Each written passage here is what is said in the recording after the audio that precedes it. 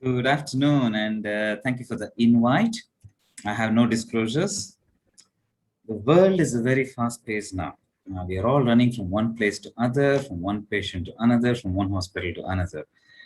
Just last week, my neighbor, very rushed in hurry, he got up, got ready, picked up his car keys, picked up his swipe card, came outside, and I was standing there and I realized he had not worn his trousers. I was trying to warn him to say that, oh, you're not wearing your trousers, and what he did was even more interesting. So he picked up a face mask from his top pocket, waved it at me and said, I got my face mask, I'm okay.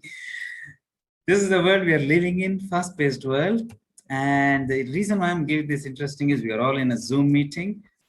Please don't do this, but if I ask everyone to switch on the video and stand up, things may not be very different from what I explained just now. So the point is, when someone has had a near miss or an event somewhere, we are all human beings. It's very likely it's going to happen again, or someone else is going to do the same thing again. So I'm just going to structure this talk like this. We're just going to talk about culture of the unit, how to collect and analyze, share information, and develop systems and processes. So the focus is on developing system. It's not the person, but the process. And that's the key message which we need to take. So what exactly is a near miss? So there are two definitions in obstetrics. One is adopted by the society, obstetric societies, where they're looking at high risk or life-threatening conditions like preeclampsia or PPH, or and they're looking at these conditions in detail, and they come up with themes, which will not be very different usually from what anesthesia, traditional anesthesia definition is. Something could have caused a damage or a harm to the patient.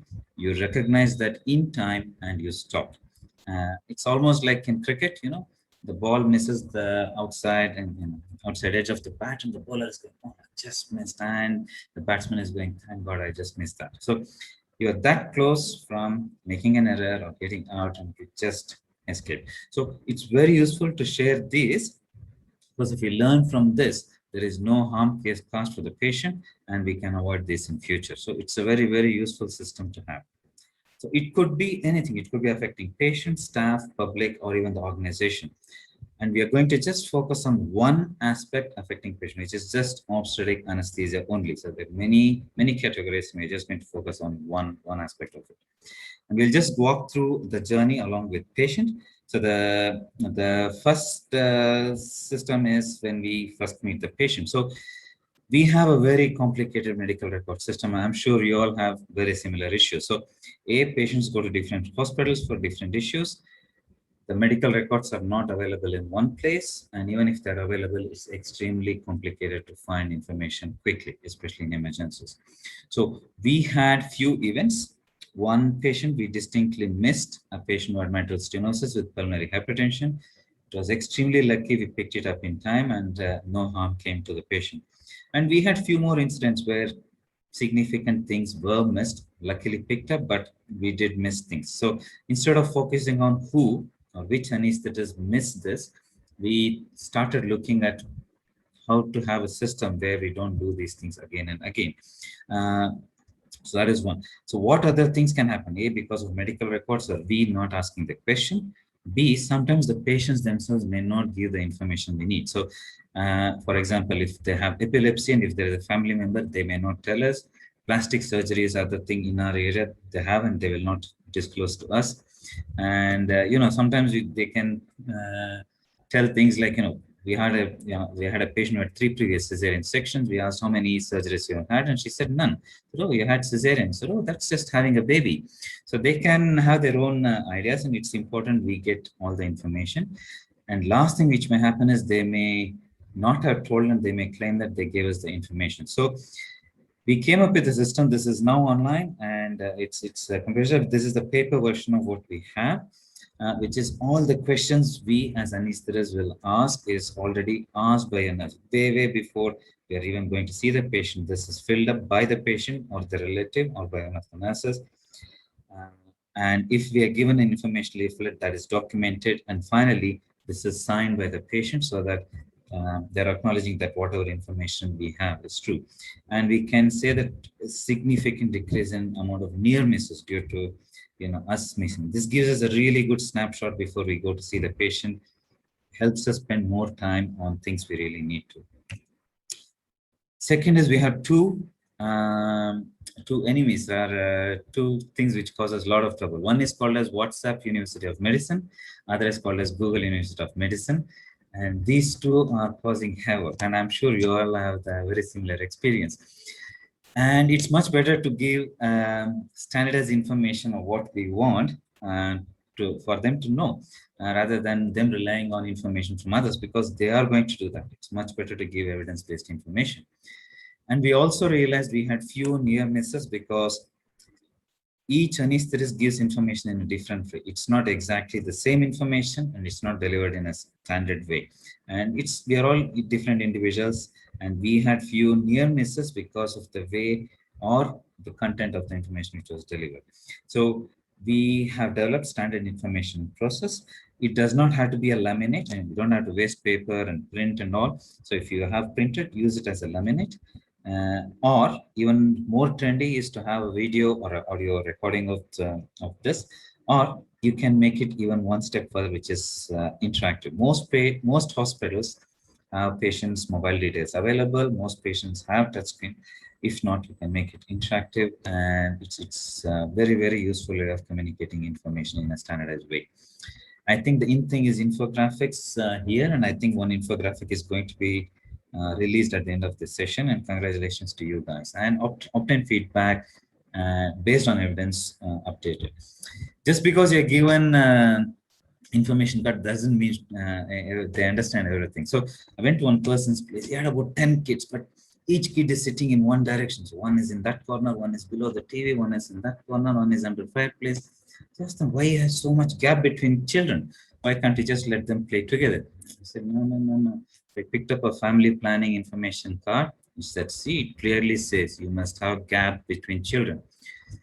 I mean, can we even think about such things? So our patients, sometimes it's worth talking them through what the information is. So all these are done way before we even see the patient. We have a snapshot of what the patient history is, and patient has a snapshot of what we need. So this is reduced the amount of near misses we are having quite a bit.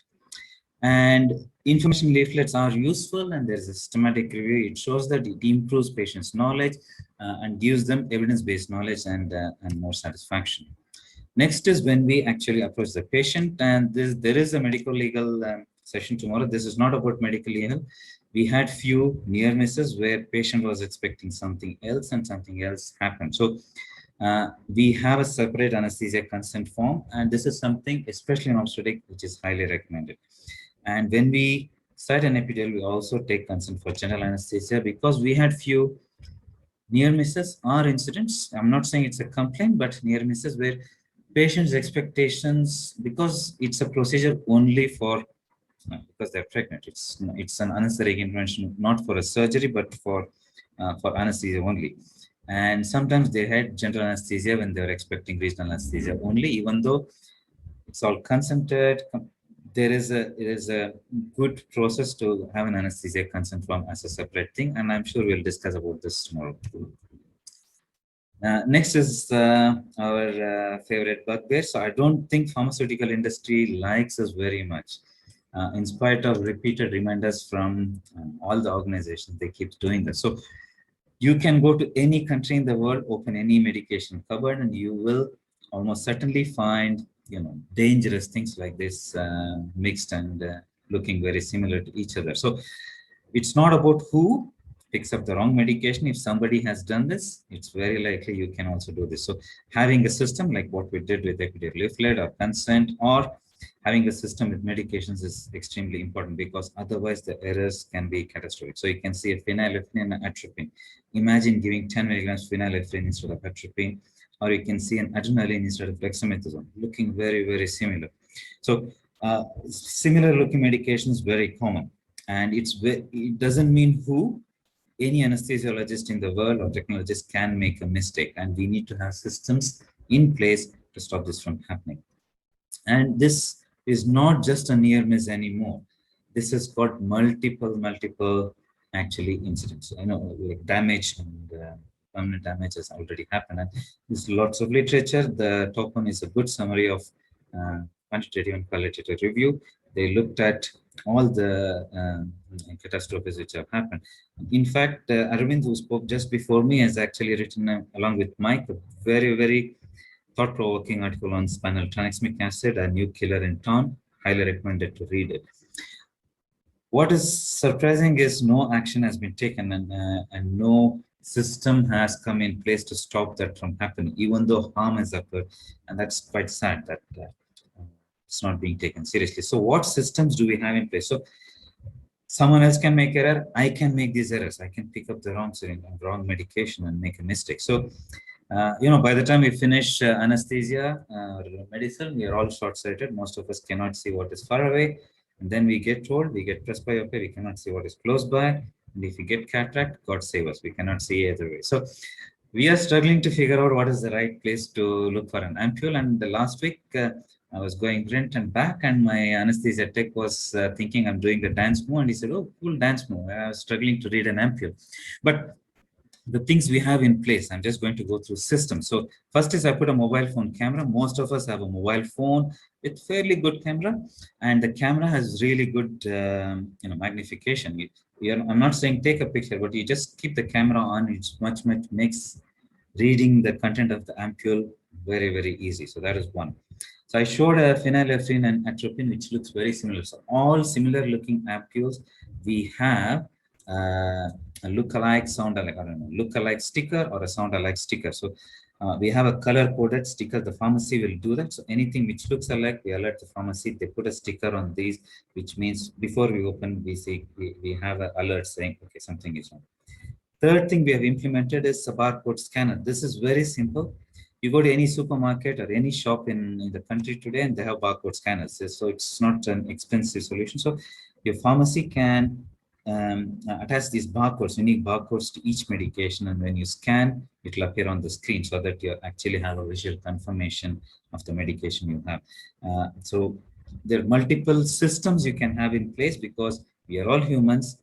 It's not about who has picked up the wrong ampoule. Someday you will also do the same. So near misses are very common with medication. So again, these systems have been in place for a long time, and I spoke to a few colleagues and they said it's very expensive. We don't get printed labels.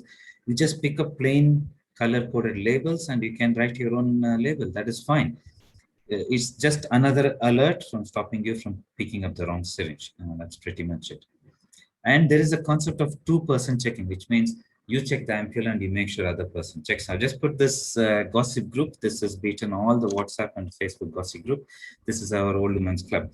So once all four are gathered, and the first person goes, "You know what happened yesterday?" "Oh, what happened?" Other people are asking. That lady, she wanted to drink coffee. So she sent her daughter to bring coffee powder to the shop. What happened next? You know what the daughter did? She ran away with the shopkeeper's son. Oh my God. So how did she drink coffee then?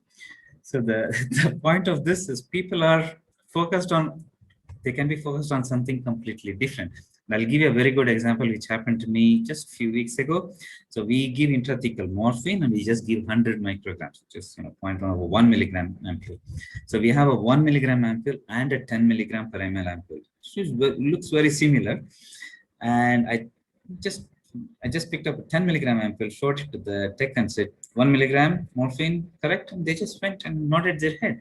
Because when we say something, most people are in their own world nowadays, especially with all these COVID things going on, and they may not realize the right way of doing is you check, you give the ampule to them and ask them to read it back to you. That's the right way of doing two-person check. So you can go back and check this with your colleague and tell something wrong and they will agree with you most of the time. So the right way to do is give the ampule, ask them to read, and without you looking at it. That's the correct way. So this is another system in place. So these are systems in place so that we don't pick up the wrong ampule because there have been so many near misses. So next favorite topic is, as you can see, it's very easy to connect something to give IV into epidural or spinal and vice versa. And if you think these have not happened, so phenylephrine is to be given IV and it's connected to the epidural catheter, and ropivacaine is connected to the IV. So why does it happen? And this has happened multiple times. It should be near misses and it's actually happened as an incident. So there needs to be a system, because again, saying who did that, which nurse did that, which midwife did that, which anesthetist did that is not the answer, because they are human beings, you are human beings. If it's happening to them, there's a good chance it can happen to you also one day. So it's very important we have a system in place to stop this from happening. And there is a system already available called as NRFIT, which is a non-lever lock system. So all our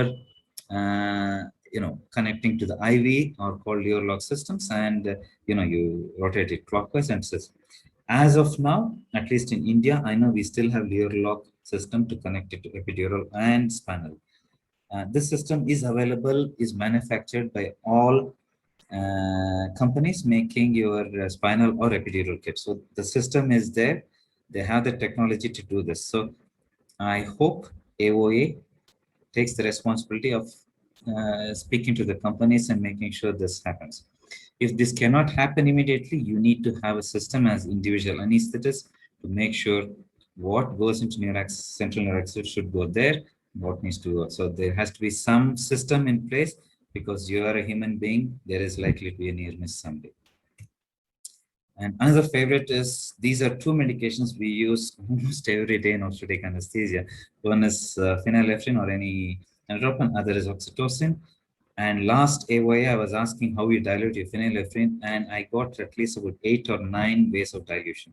And one syringe has got a 10 milligram diluted in them, and then they're taking 1 milligram and diluted again. So there is no way of saying which one is the 100 microgram, which is the 1 milligram. So similar in oxytocin, go back to your unit, have your own protocol. It's the system. If there is no system in place, somebody will make they will have a near miss, or you can have an error. We talked about high risk conditions, and when we looked at the near misses we had when managing PPH or eclampsia or sepsis, the themes are always usually the same, 4 or 5 categories. One is you don't have the right equipment, right medication, people don't know what the protocol is, they don't document properly. These are usually, so whatever we found, we have one card which will be dragged, very easy to take. We open, for example, the PPH, you have all the things you need for resuscitation immediately in one slot. Then you have in the middle slot all the medications you need, and the third slot you have all the obstetric, like vacuum balloon and things what they needed. And on the top you can see that the protocol is there. So in emergencies, we can't expect people to remember the protocol. For example, what's the magnesium? They may forget in stress. So everything is there on top, and documentation folder is on the right. So whatever we have found, and we continuously keep improving.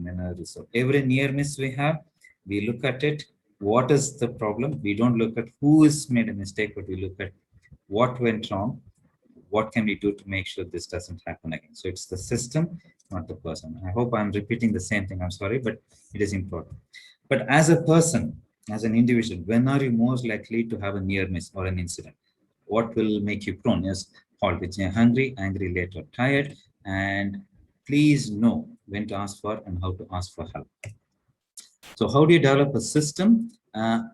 Having complicated online systems and expecting doctors and anesthetists to fill will not work, and it's not work. So you can look at any data so far, and always they say doctors don't fill up this. So the best place to have a simple paper form, or ask them to send an email. You have a group, and you can just send an email of exactly what happened, and what was the near miss, and what can be done to prevent it in future. Very simple. Most anesthetists would be very, very happy to do that. And anonymous, most systems say it has to be anonymous. People would not like to. Most anesthetists I met are very, very happy to, help, so that another anesthetist doesn't have the similar. And then you need to have a data input person as a separate dedicated person. Once a week, they can collect all this and put it into an electronic database.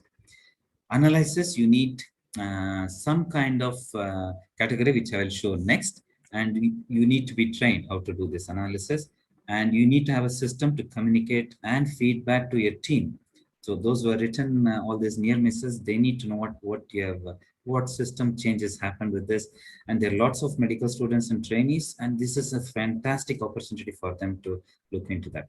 So this is a very, how to allocate your resources. So Red is very, very high danger. So, for example, I give chlorhexidine for spinal. So, chlorhexidine, if it goes intrathecal, can cause neurological damage. So, it's catastrophic, and it's something we use every day. So, it's very high risk. You need to have a system to make sure it does not enter intrathecal space. How you do it? I hope you have a system in place, but if you don't, this is where your resources should go into. I was talking about culture. If you look at all the questions, it's not about who made a mistake. It's all about what went wrong. How can we make sure we don't make this mistake again? So to summarize, these problems are universal. Every hospital, every anesthetist in the world would have had a near miss. It's okay. It's important is we learn from it and we share the information. So instead of blaming a person, blaming an individual, it's very important that culture starts looking at what went wrong, how we are going to change. If there is one message, please take that back. Have a simple way of collecting data. It can be email, it can be a simple piece of paper. Don't have very complicated systems. Nobody's going to fill. It's just going to sit there and you're going to waste a lot of money. Make sure the data input is from an independent person. That should be the only job for that person. Share the information widely. And it should be, you can start as a unit and then make it into like AOA should hopefully start collecting like what happens in UK or US and share the information widely to all the anesthetists.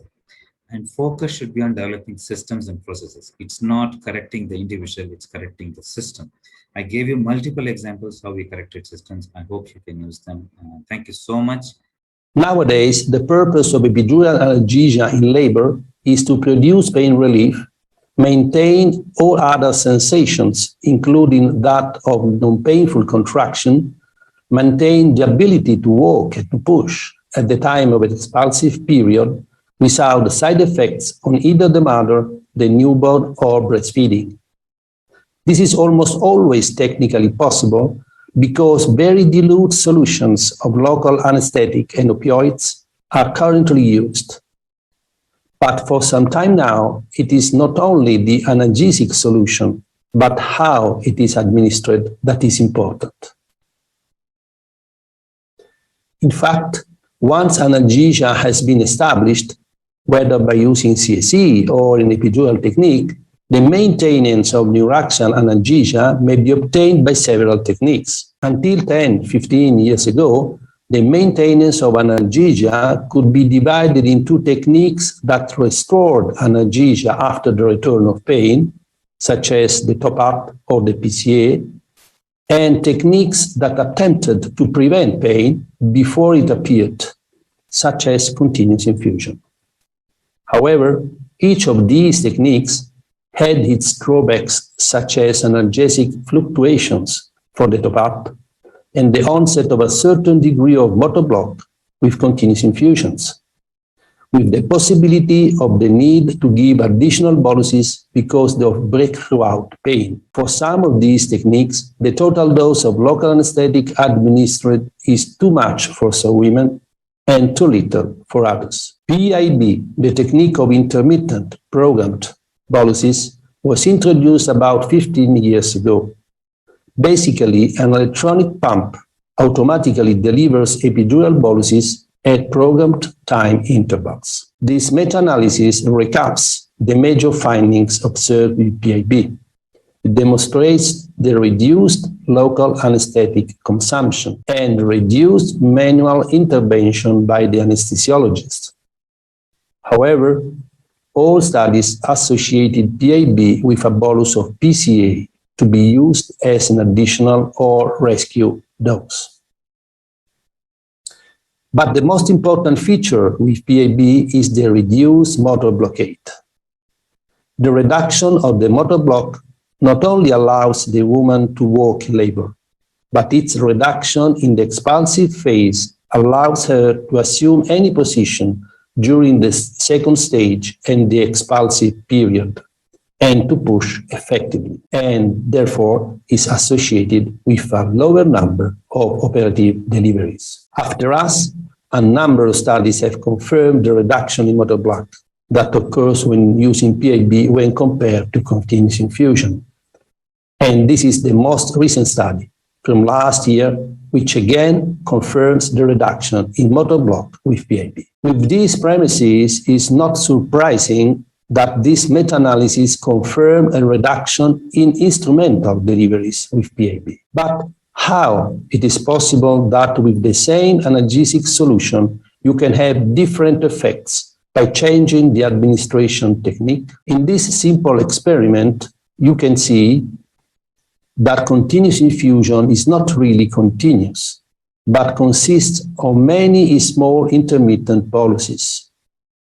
Note that the flow is largest from the proximal orifice, and no flow is observed from the distal orifice, rendering a multi-orifice catheter a single orifice variant. Even with a higher pressure, you can have the same pattern. When we give a single large bolus as the means of the solution, such as with PAB, you can see the diffusion is different, wider and faster. Here you can see better the same experiment with a more sophisticated model. We designed this epidural model by using gelatin having the same density as the epidural space.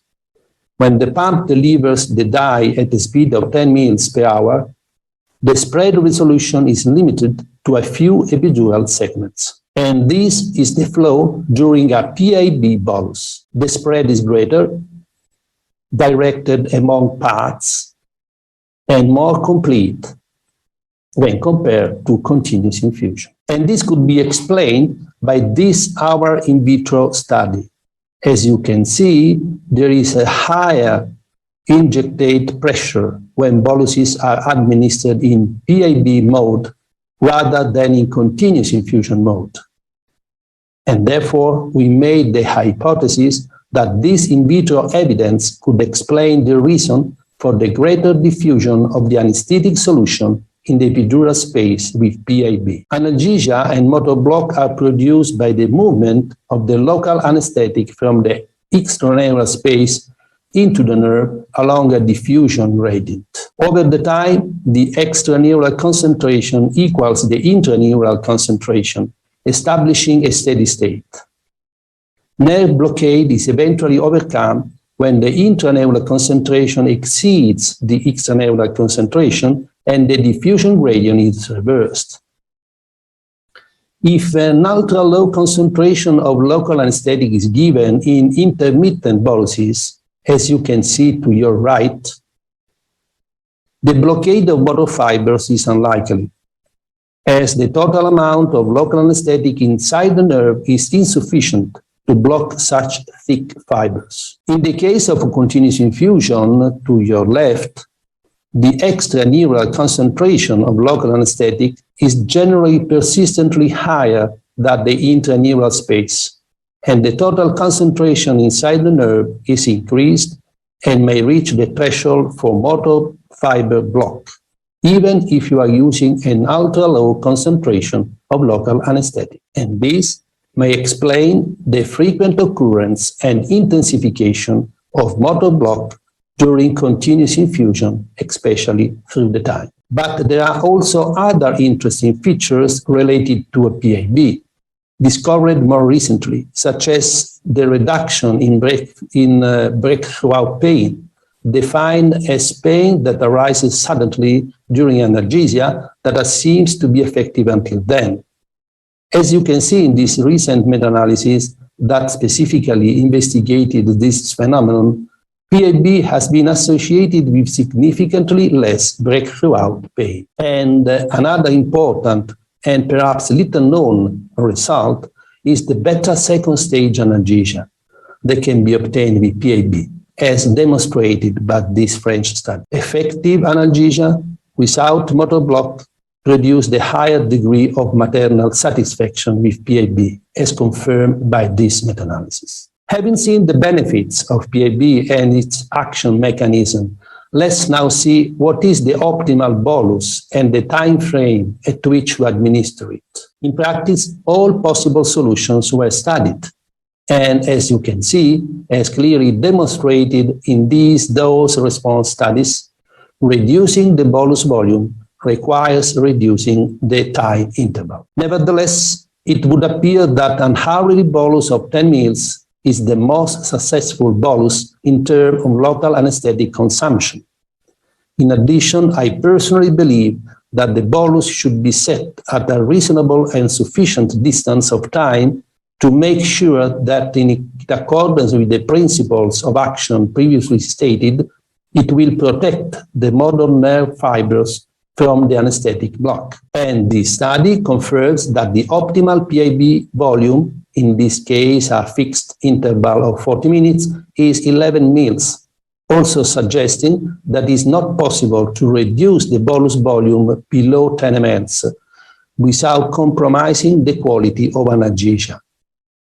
And this finding is absolutely consistent with the common clinical practice of giving 10 mL bolus every hour. Finally, it remains to consider whether the rate at which the bolus is given makes any difference.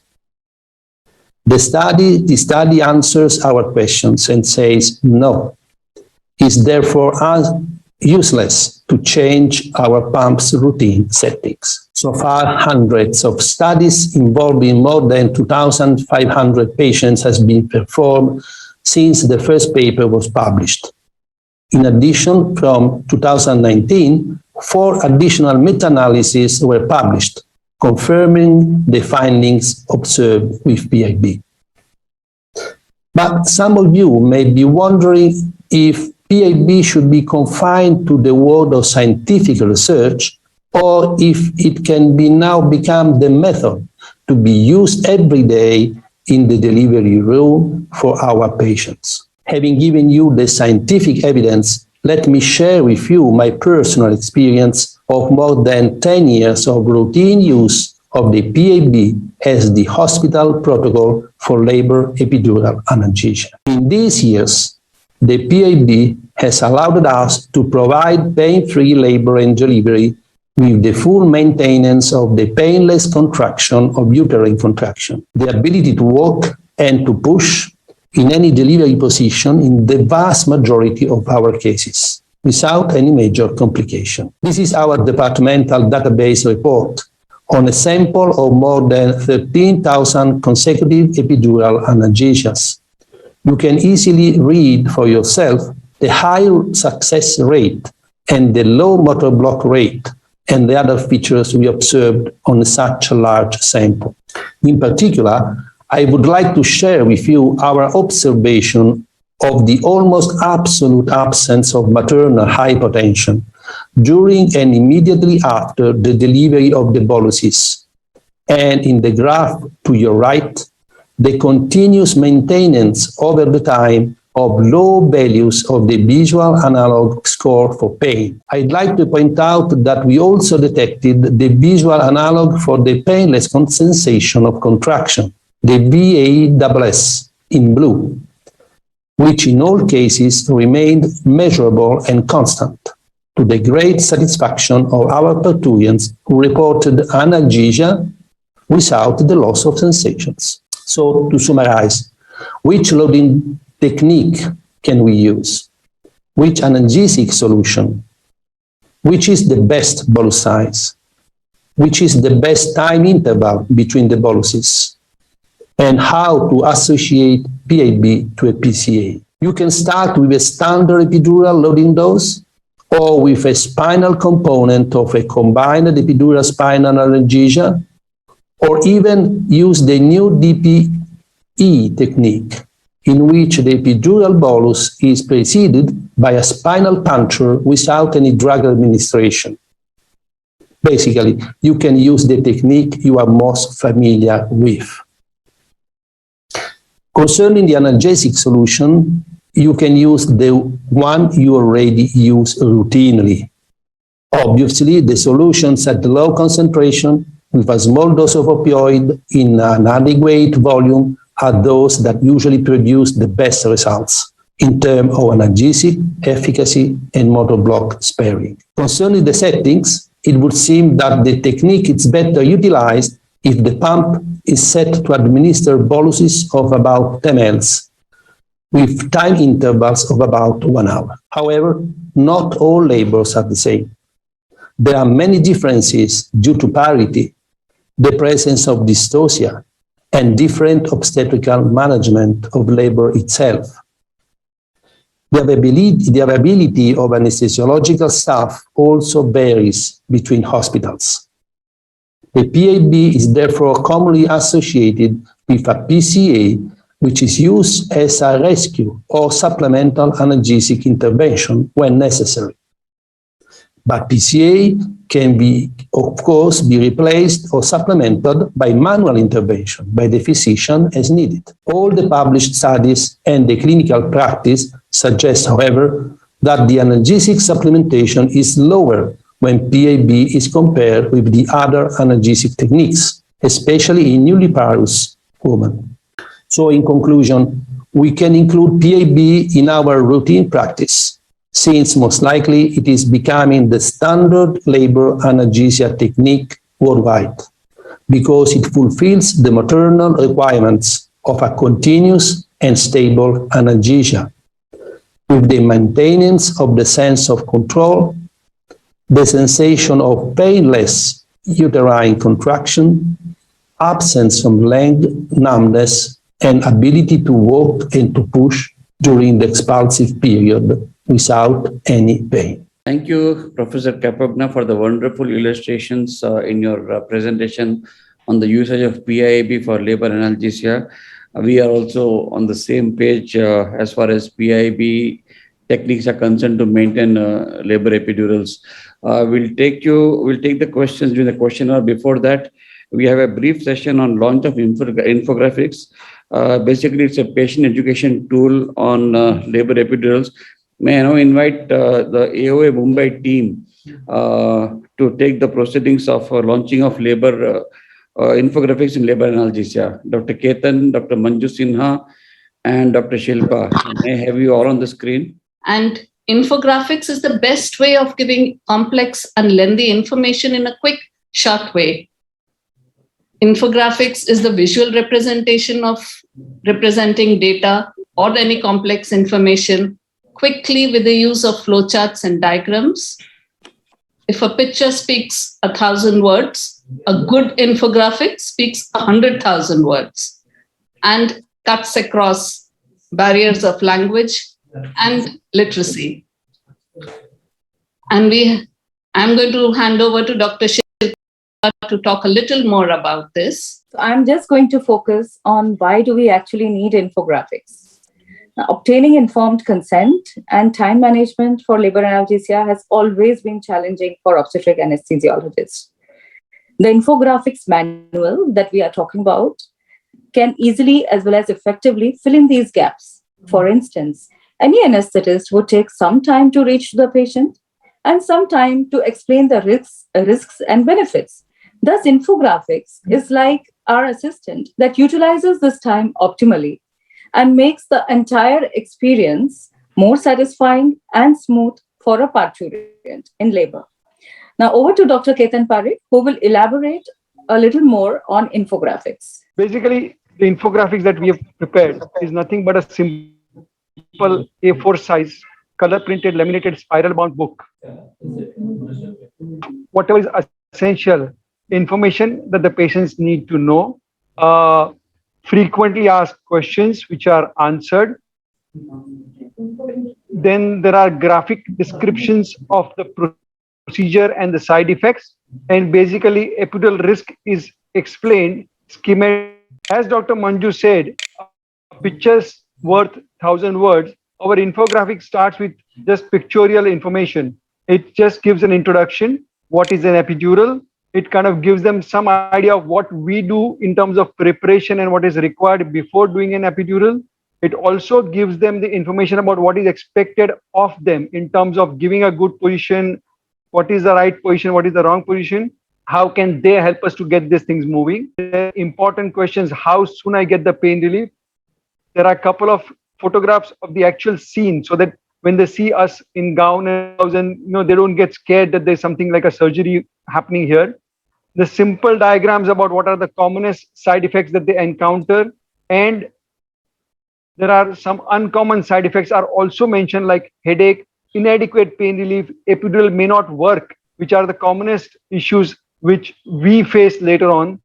So these are also kind of pictorially just mentioned there. And it also answers few frequently asked questions like, will I get headache? Will I get backache? Will my baby will have a action?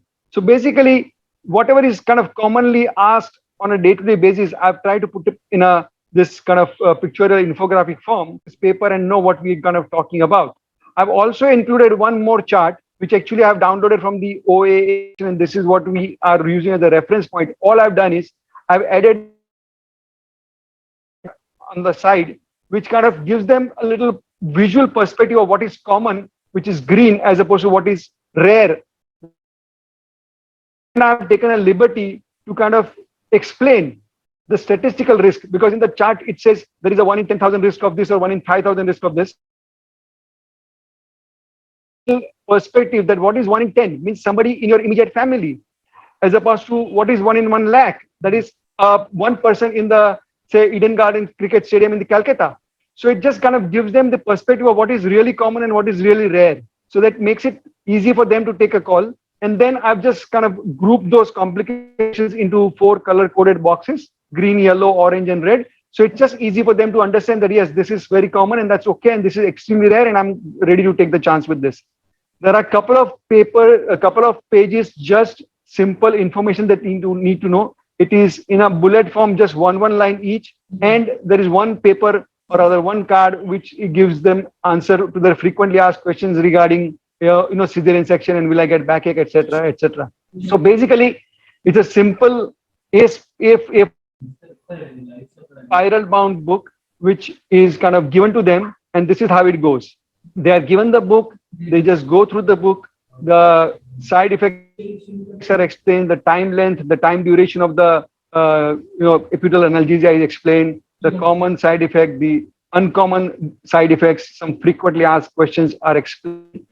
And then there is a chart which is a common question: is there any risk? And the chart is actually put in there with the reference from the OA UK, which kind of gives them the idea that this is the international thing. And then I've tried to explain and divide this risk into a kind of color-coded scheme with statistical importance given this chart. So this is what we have prepared. And what I have been doing is that since last 1 year, I've been using this now. And in my practice, what happens is that when the patient asks for an epidural, the midwife or the nurse gives this book along with a consent form to them. So by the time I arrive on the scene, which is 15-20 minutes, the patient has already read this consent, this infographics. They've all understood and they're almost ready to start. And all I do is that when I go there, I ask them, have you read this? Do you have any question? Said, no, doctor, we are ready. Let's sign the consent form and get on with it. So it really helps it. And sometimes if there are any queries, the queries are based on what they've read. Give them the reference as opposed to just talking without any reference.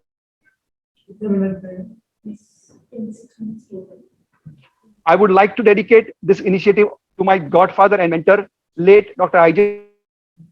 Dudley, the doyen of obstetric anesthesia in Mumbai. Dr. Dudley exclusively practiced obstetric anesthesia and was one of the pioneers of labor analgesia labor way back in 1961. Our annual CME of Mumbai branch is also named after him as Dr. I.J. Dudley Memorial CME. And now we are very to launch and dedicate this project to Dr. Dudley. Thank you, sir. AOA National President Dr. Sunil Pandya and Dr. Bhavani S. Kodali for their valuable input and guidance in making this infographic. My special kind permission to use diagrams from his website, the painfreebirthing.com, which he just mentioned in his talk. I appreciate my colleagues Manju and Dr. Shilpa for their encouragement and support in making it possible to launch this infographic under the banner of AOA Mumbai.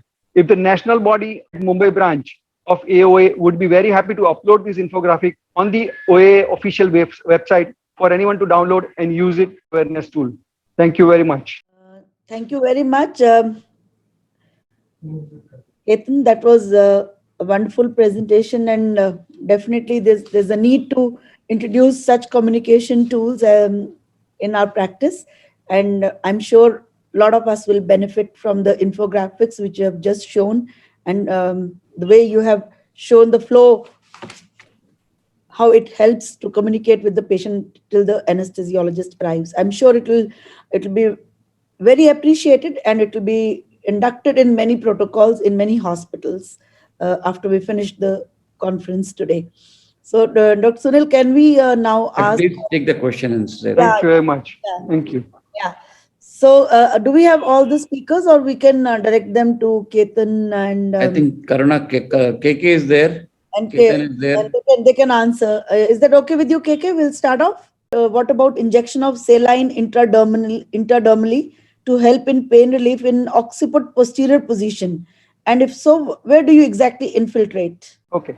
No, so as I was saying, as I diagram, there are 4 points called the rhomboid triangle at the back near in the posterior superior iliac spine, and along those points you just have to give half of each. Basically, this is not something that causes analgesia and total pain relief, but this is what is useful sometimes in terms of occipito-posterior pain, where the pressure is more on the counter irritation principle. So it works like that, and it can kind of give you a good pain relief. So I will not advocate this but in a situation, as I was explaining, that you have an epidural which is working perfectly okay. However, patient is, because of the occipito-posterior, keeps complaining of, you might give this injection. And I've actually had, I can't say I have a good experience, but I've done anecdotally in about 3 to 4 cases, and they've all felt comfortable. So thing to think about. So it has a burden of proof yet, but it's not your routine clinical practice. So the take back is yet people have tried, but we do not know whether it really works or it doesn't. Correct? Published, I guess about 15 years ago, and I picked up this, and I thought it was useful in this kind of situation, which I've used a good option, I think, in that I described earlier. Okay, then somebody is asking if they can use low dose ketamine in failed epidural. Is it worthwhile? KK or Ketan, have you ever used low dose ketamine in your clinical practice in case you had a failed epidural? Hi, can I answer that? Sorry, I missed that question. Oh, I'll repeat it. So, have you in your clinical practice used low dose ketamine in failed epidural? Someone is asking the role of low dose ketamine in failed epidural.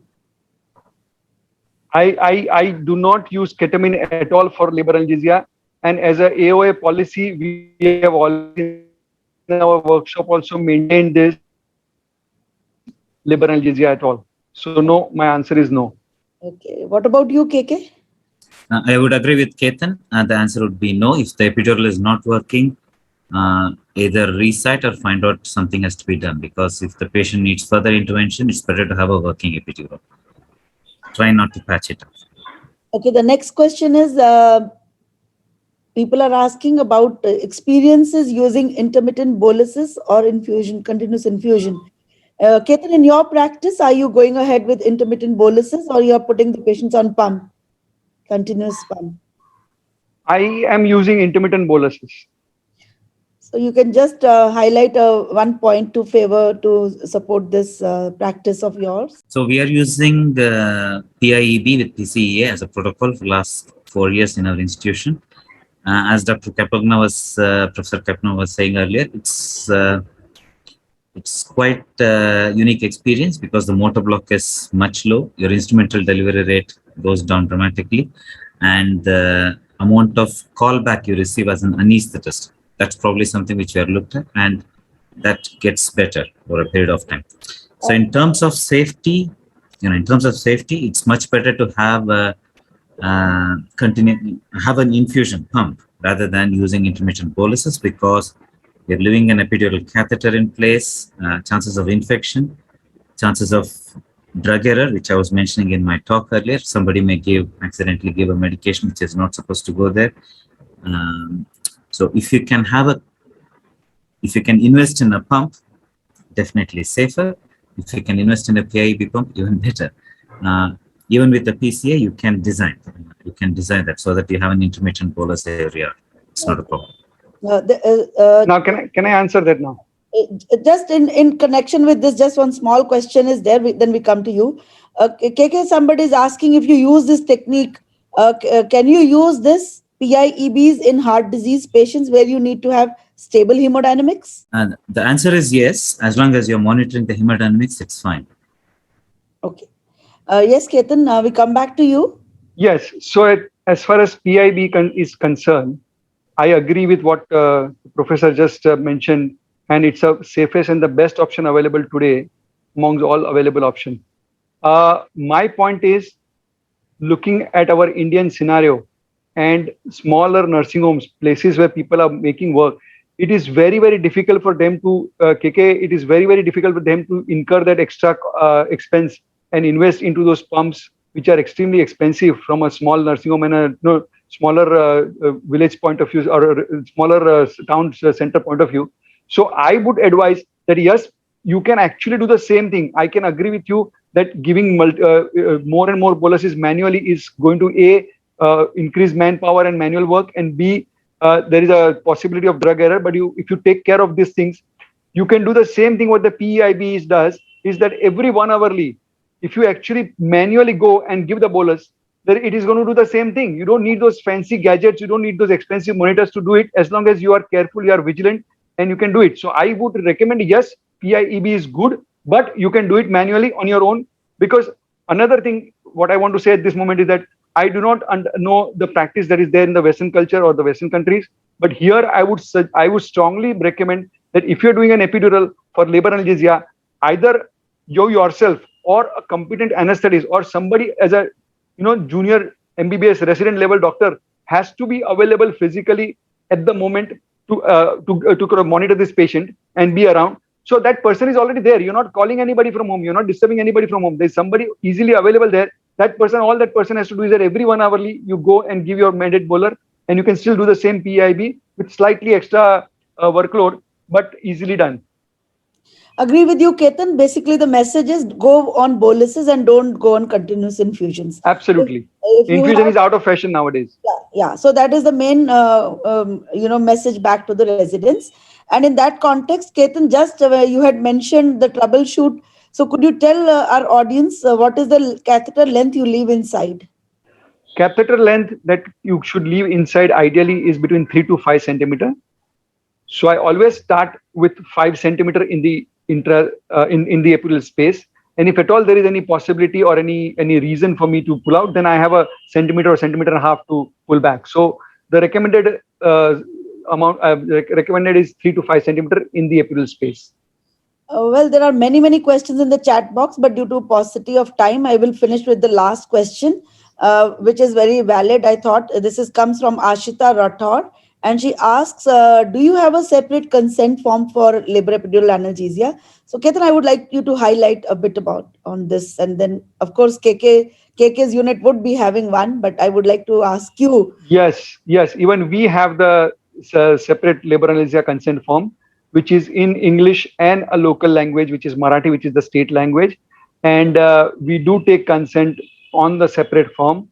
And if I may say, Kajal, with your permission, that very soon we will be actually putting up on our AOA website the consent form, which anybody and everybody can actually see and download in their language, and then can convert and kind of use it. So we are in process of kind of, as an association, trying to put up the consent form, and there should be a definite separate consent form for labor analgesia everywhere. Do you want to add, KK? I would definitely agree with Ketan. Thank you so much, Ketan and AOA, for doing this. Highly recommended. Please don't. Okay. So in the absence of local anesthetics, which Dr. Bhavani had mentioned, Ketan, which is the one which you are choosing? This is the last question. I'm sorry, there was one left. For topping up for cesarean section, since you are the one who has got the maximum experience, so just can you tell the audience? Yes, because we don't have chloroprocaine easily available, I still go with lignocaine, as Dr. Bhavani mentioned. I use lignocaine preservative free. So basically, we all have Xylocard ampoules, vials lying around in our OTs. So I use the Xylocard. It gives a dense block. Yes. So Xylocard with soda bicarb is what I use. And there is a recommendation that you may use adrenaline with that, but I personally don't use adrenaline. I use only Xylocard with soda bicarb, and I use fentanyl, 50 to 100 mics fentanyl along with that. And what volume do you like? 15 to 20 ml. You are telling the audience to use a higher volume, like 15 ml, the same as sir recommended. Yes, Thank you absolutely. very much. Thank you very much for the insights you have told our audience, and which are very difficult to find otherwise in the text. And these are your clinical practices through which we have all learned a lot. I Kajal, thank all if I can just say one thing, I just saw one question. Somebody just asked a question. If the mother say no to epidural, can I give labor analgesia to the mother? And my answer is no. Let's just get on with it. No. Mother is the one who has to say yes. The rest all can say yes and no. I mean, that's a different debate altogether. But mother's yes is the most important thing. Yes, thank you very much, and I thank all the speakers who have made this session very informative. So thank you very much, and we will hand over the session to the moderators now.